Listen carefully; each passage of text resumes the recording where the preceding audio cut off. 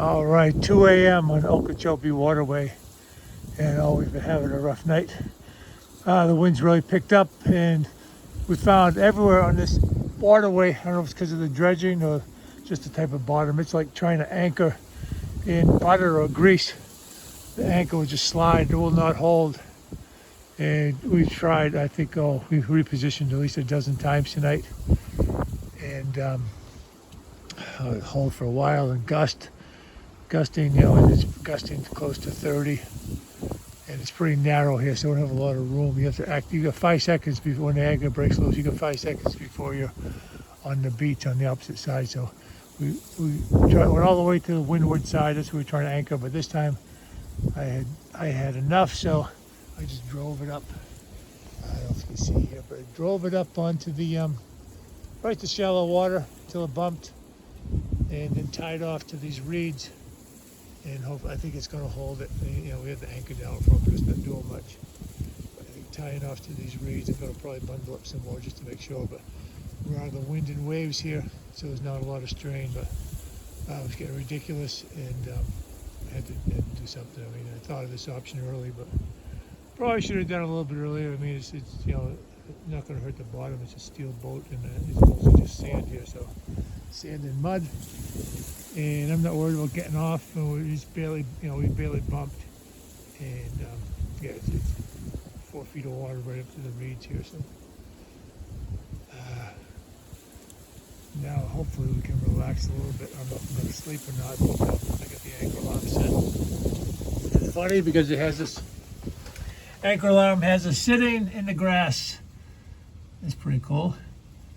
But yeah, you can see still 4.6 of water. That's kind of the center of the boat, so show the bank is probably where the starboard keel is bumping. But it was getting ridiculous. It was frustrating setting and resetting the anchor. So this was our solution.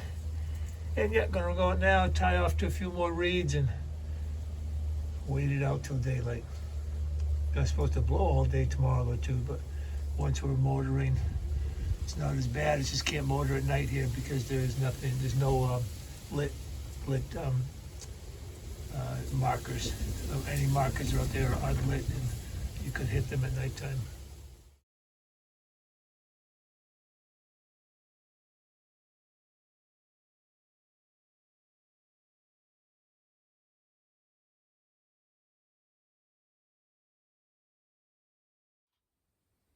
I wanted to do a little follow-up video on yesterday's the trouble we had anchoring, and then finally just deciding to put the boat on the shore right up in the reeds, and we tied off to some reeds to hold us.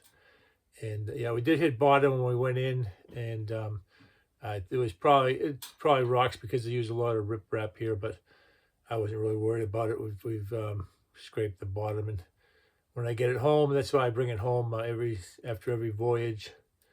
Go over it, and it's just a matter of a little sandblasting and paint, and back to as good as original. And that's with the steel boat. As long as you keep up with that, it will last. It'll last forever. It's just you can't let them sit and rust. But as long as you tend to any scratches, get it cleaned up and fresh epoxy on it, yeah, they'll last a long time. But anyways, we got we were trying to get the anchor to set. The bottom is just so soft, and it's like slimy mud, and the anchor will not hold. It just pulls right out.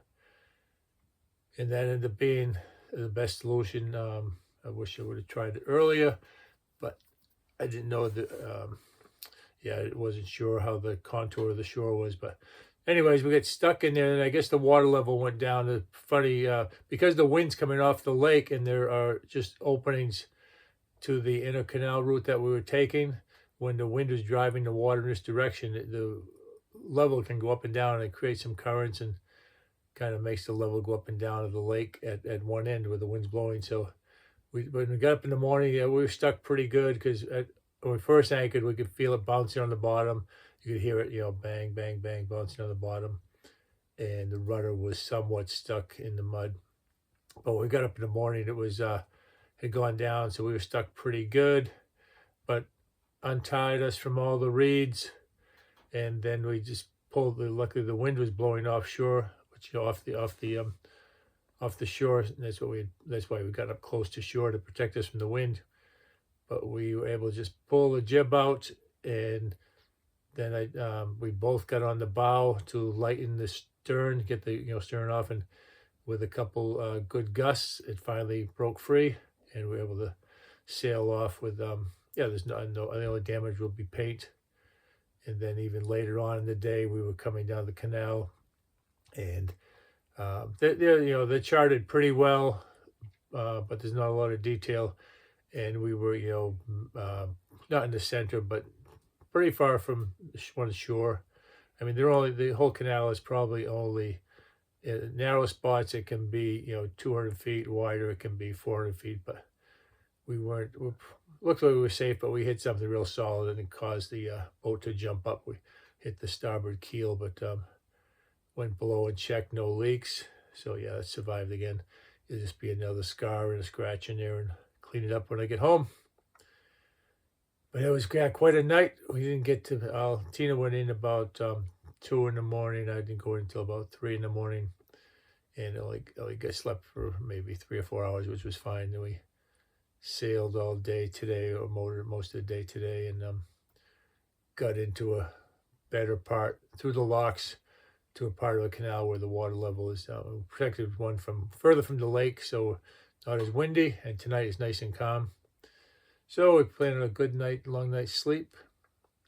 But yeah, it was a good learning experience. I'll know next time, if I'm in a situation where it's so narrow like that, and the problem with the anchoring, you have, if that anchor comes loose, you have like 5 seconds to react, get the engine started, and or you're going to be on the opposite shore, and that's no good, because you'll never get off. If the wind's blowing you against the shore, you'll never get free. So that's a good lesson, and I'll use that if I'm someplace where the anchor's not holding. I'll just drive it up to the shore and beach it. That's why we have a twin keel design. That was one of the benefits of it, because it can sit on the bottom like that.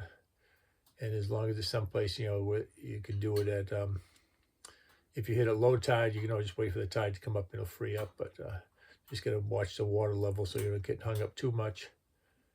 But yeah, good learning experience, and I'm actually looking forward to doing all my little repairs to the boat. Give me something to do this summer, and clean it all up, make it look pretty. It's kind of like the 4-wheel drive guys who go out and get their trucks all muddy and then go home and wash them. It's kind of the same thing for me. I don't mind. You have to keep up with the boat, and that's part of the enjoyment of why I built it, and why I designed it, so I could bring it home and do all my work there. All right, but a good day, and we're going to get a good night's sleep tonight, and things are looking up. All right, take care.